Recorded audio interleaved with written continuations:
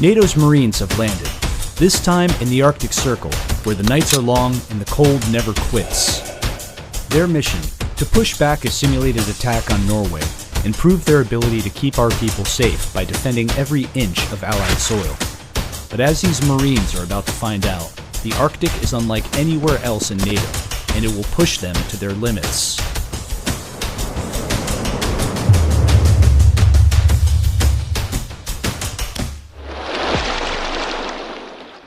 Harstad, Norway. In the bitter cold of the winter morning, Marines from the Finnish Navy's Nyland Brigade haul their gear onto the U.S. Navy ship Gunston Hall. This will be their home as they put their skills to the test during NATO's largest collective defense drills in decades, Steadfast Defender 24. The Gunston Hall is a big ship, but that doesn't make it easier for the Finns and their bulky rucksacks. Moving to their quarters requires a bit of multinational teamwork. I got you. It's way harder to navigate than I thought. It's pretty cramped. On the first impressions, we have too much stuff.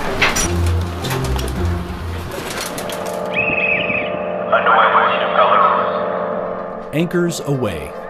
For this exercise, the Gunston Hall will patrol the massive fjords of Norway's Arctic coast and help the Finnish Marines launch raids on the shore. To get there, they'll hitch a ride with their Nordic neighbors. The Swedish Amphibious Corps sent 2 CB-90 combat boats to the exercise, each capable of carrying more than 20 Marines to shore. They dock in the Gunston Hall's well deck, a massive floodable compartment that allows it to carry small boats. The Amphibious Corps was formed to defend Sweden's long, rugged coastline, including the more than 30,000 islands in the Stockholm archipelago. Now, they're learning how to apply their specialized skills to the collective defense of NATO allies. So what's distinguishes a Swedish Marine is that since we operate so dispersed, we can operate by ourselves for a long period of time in pretty harsh environments. But what makes a Marine? Amphibious troops all over NATO take pride in being able to cope with the toughness of their job. Well, you have to be resilient, and you have to have a strong will. A will to push yourself to the extreme and a bit further. They work in wet, often cold conditions. They have to travel light, and without the guarantee of resupply, they must think on their feet to get the job done. They must be innovative to solve different tasks and when problems occur, because they will. Marines are tough, sure, but in the Arctic, tough isn't enough. When the temperature drops below 20 degrees centigrade, it stops being cold and starts being dangerous. For untrained troops, it can be lethal. That's why the US Marine Corps sends troops to Norway to learn winter's harsh lessons. These Marines from 1st Battalion 2nd Marine Regiment have hacked a home out of the dense forests and deep snow near Sertemon. They sleep and wake in extreme cold. To drink, they boil snow. At this early stage, it's just enough to survive.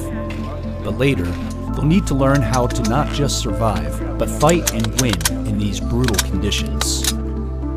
We have a large number of Marines who have never been in the snow in their life before. So as Marines, we have a hallmark of being able to fight in any climate place. And in order to do that, it just takes practice and just grow in that proficiency through the repetition. For Marines used to firm ground, the deep snow is a serious obstacle. Walking through it would quickly exhaust them. The only option is to glide along the surface using skis.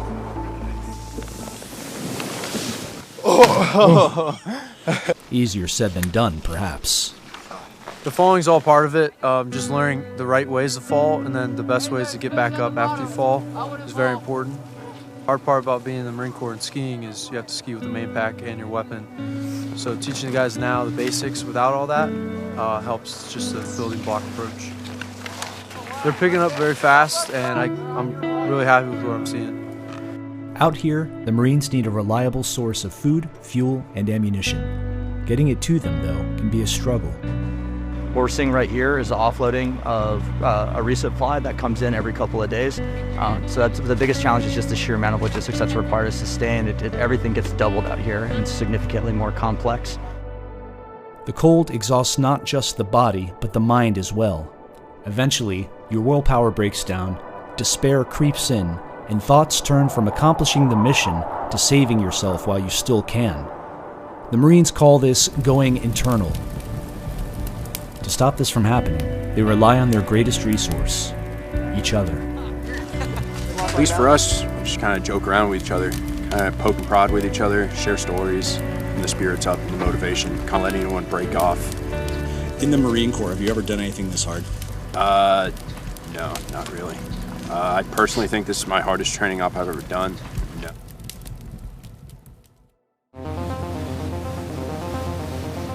While Norway sleeps, the Finnish Marines get ready to sneak ashore on Swedish combat boats.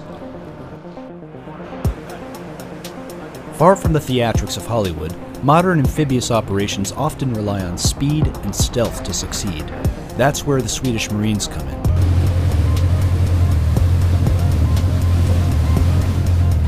The combat boat 90, or CB-90, cuts through the Norwegian fjords like a knife. With a steel-reinforced hull that can grind against the rocky Nordic shores, and enough gun mounts to handle any threats on the beach, the CB-90 is an apex predator in its natural environment. It's like driving a sports car. It's the best work I could imagine. It's built to be durable and can go ashore and on rocky cliffs, virtually anything.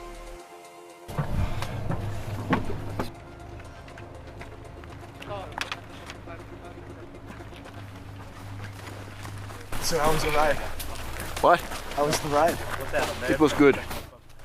Fair enough. The Finnish Marines of the Nilan Brigade are unique. Unlike the rest of their country's defense forces, their first language isn't Finnish, but Swedish. This means they can work hand in glove with their Swedish counterparts. Our brigade is founded by a Swedish king.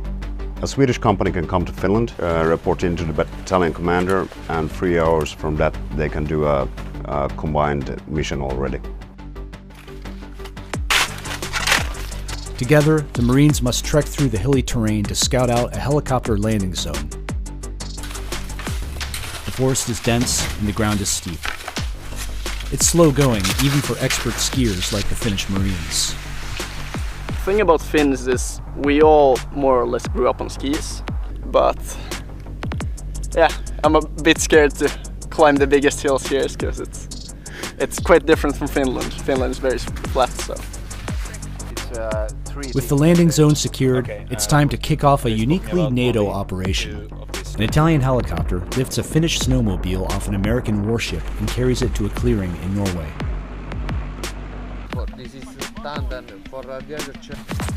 Helicopters are coming. 39er, this is 30.